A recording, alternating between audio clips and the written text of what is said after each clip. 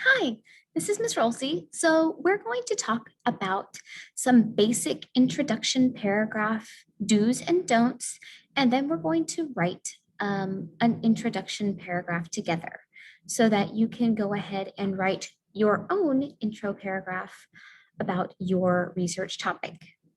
Okay, so let's start with some basic do's and don'ts whenever you are writing your intro paragraph. And I'm just going to list these out on the paper so that we have them to kind of go forth and just really look at whenever we are writing our own paper. So some do's: do state your topic. Do make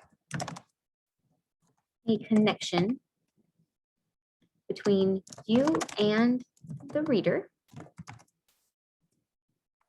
Do state the evidence to support your thesis. Do have a thesis. Okay. So we are not going to have, so some don'ts. Use questions in an intro paragraph. Because when you use questions, then you have to answer those questions. And you don't really want to spend your time answering questions when you're going to be giving answers to questions in your paper. That's what the paper's for, to answer questions. So we're not going to use any questions in the introductory paragraph. We're not going to give opinions. Don't give opinions.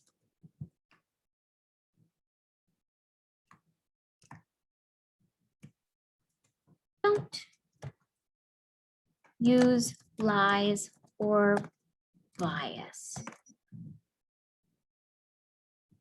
We'll just use lies.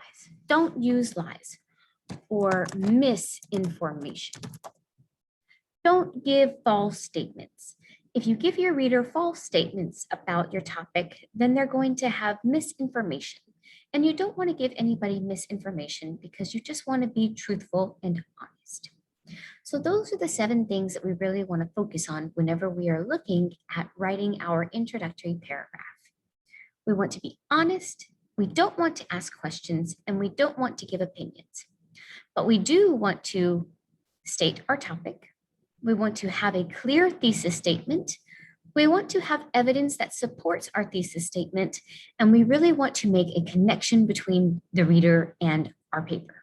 So let's begin, shall we?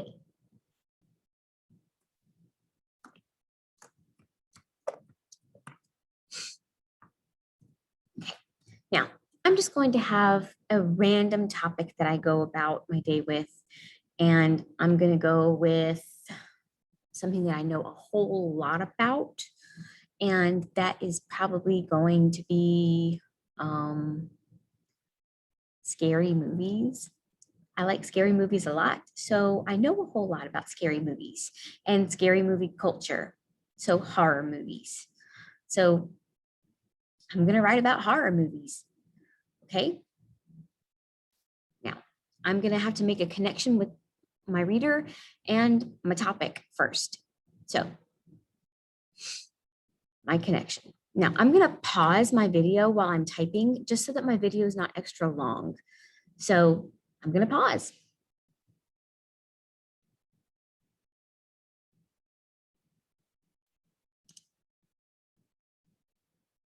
Okay, so for my first sentence in my introduction paragraph, I have come up with, as a horror movie lover, I know that scary movies are oftentimes a fun way for people to feel alive or simply just a way of finding entertainment in watching films. And I made a little note here that when I click on as, this pops up right over here on the side. This is how I connect with my reader. It also shows that I connect with my topic because I am interested in the material personally. So I've made a connection between myself and the reader, but I've also made a connection between myself and the topic to show that I know what I'm talking about. Now, my second sentence that I'm going to have in my paragraph is going to be my thesis statement. And I'm going to write out my thesis statement that I've developed and done my research on about horror movies so that I can then back it up with my support from my research. I'm going to pause here so that you don't have to see me typing again. And then I'll come back and my thesis statement will be already on the paper with a comment about it. Okay? Okay, so I have my thesis statement written down on my page now. And it reads, historically, horror movies tend to get the short end of the stick when it comes to being regarded as classy entertainment. So this is my thesis statement. It's not super long. It's not really all that intricate or detailed. And it doesn't have anything that I'm looking to prove. I'm not arguing a statement. I'm not taking sides on anything. I'm just making a factual statement. Horror movies are not really seen by people as being classy entertainment. There's lots of blood. There's lots of gore. People typically don't see that as being classy like they do with drama or musical theater or ballet. Those things are usually seen as classy kinds of entertainment. Horror movies are usually a lower form of entertainment that people kind of view as subpar. So now I need to back up my thesis statement with some information that is going to eventually become my body paragraphs. So what I've done my research on.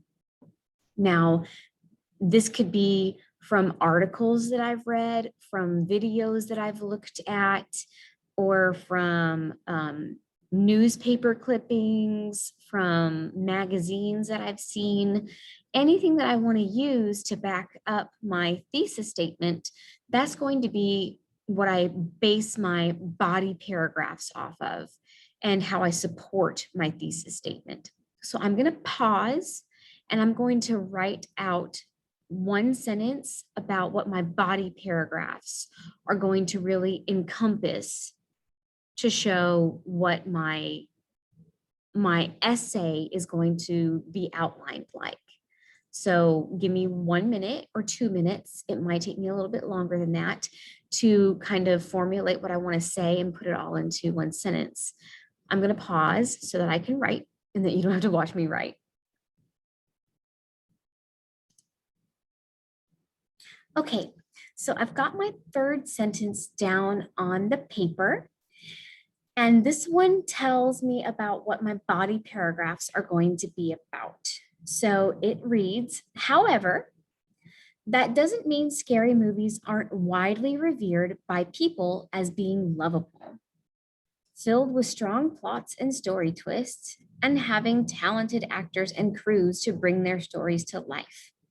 So you'll see here that over this portion, whenever I mouse over and click, it says body paragraph 1.